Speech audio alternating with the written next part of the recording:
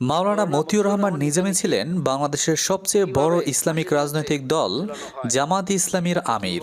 তিনি ১৯৯১ সালের জাতীয় সংসদ নির্বাচনে প্রথমবারের মতো জামাত ইসলামীর প্রার্থী হিসেবে সংসদ সদস্য নির্বাচিত হয়েছিলেন। তিনি বাংলাদেশ সরকারের কৃষি ও শিল্প মন্ত্রণালয়ের মতো অত্যন্ত গুরুত্বপূর্ণ দুটি মন্ত্রণালয়ের দায়িত্ব সফলভাবে পালন করেন। মানবতাবিরোধী অপরাধে দোষী সাব্যস্ত হওয়ার দায়ে ২০১৬ সালের ১১ মে রাত ১২টা ১০ মিনিটে ঢাকা কেন্দ্রীয় কারাগারে তাকে ফাঁসিতে ঝুলিয়ে মৃত্যুদণ্ড কার্যকর করা হয়।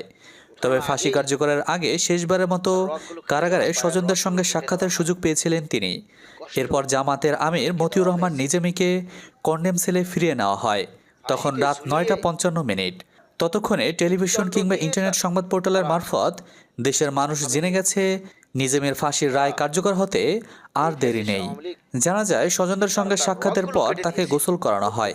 গোসলের সহায়তা করেন কারাগারের পেশ ইমাম মাওলানা মনির হোসেন। গোসল করার পর নিজামী নামাজ পড়েন। এরপর কোরআন তিলাওয়াত করেন তিনি। রাত ১১টা ৫৫ মিনিটে জল্লাদ রাজুর নেতৃত্বে ৫ সদস্যের জল্লাদ দল কন্ডেম সেলে যায়। তাদের মধ্যে আবুল হোসেন, মাসুম ১ ও মাসুম ২ ছিল। এ সময় সেখানে senior jail super Jahangir Kabir ও কারাগারের অন্য ঊর্ধ্বতন কর্মকর্তারা উপস্থিত ছিলেন। তখন সিনিয়র জেল সুপার নিজামীকে বলেন, আপনার ফাঁসির রায় কার্যকর করা হবে। নিজামী তখন বলেন, আমার প্রতি অবিচার করা হচ্ছে। পরক্ষণে দোয়া পরে চোখের চশমা খুলে টেবিলে রাখেন তিনি। এরপর জল্লাদ রাজু তাকে বলে, হুজুর হাত পেছনে নেন। এরপর হাত পেছনে নিতেই হাত করা পরানো হয়। এ সময় তিনি নিজেই তওবা পড়বেন বলে জানান। এরপর সেলের ভিতরে তাকে জমটুপি পরানো হয়। ১২টা ৫ মিনিটে নিজামীকে সেল থেকে বের করে ফাঁসির মঞ্চে নিয়ে যাওয়া হয়। এ সময় তিনি উচ্চস্বরে দোয়া পড়ছিলেন। এরপর রশি পরানোর সময় তিনি বলেন, আমি ব্যথা পাবো, আমি নিজেই রশিটি দেই। দোয়া পড়ার পর ঠিক ১২টা ১০ মিনিটে জল্লাদ রাজু লিভার টানে। এরপর ফাঁসির দড়িতে ৫ মিনিট নিজামীকে ঝুলিয়ে রাখা হয়। পরে পায়ের রক কাটা সহ অন্যান্য আনুষ্ঠানিকতা সম্পন্ন করা হয়। রাত ১:৩০টার দিকে তার মরদেহ পরিবারের কাছে হস্তান্তর করা হয়।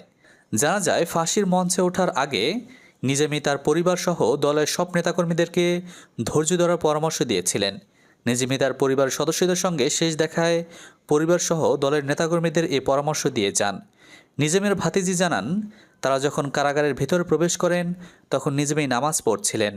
তখন তিনি তাদের জানান, তিনি নিজে শক্ত আছেন এবং পরিবারসহ দলের নেতাকর্মীদের ধৈর্য ধরার পরামর্শ দেন। বিনোদন জগৎ ও সাম্প্রতিক ঘটে যাওয়া সকল প্রকার আপডেট খবরাখবর সবার আগে পেতে আমাদের RS ভয়েস টিভি চ্যানেলটি এখনই সাবস্ক্রাইব করে আমাদের সাথেই থাকুন।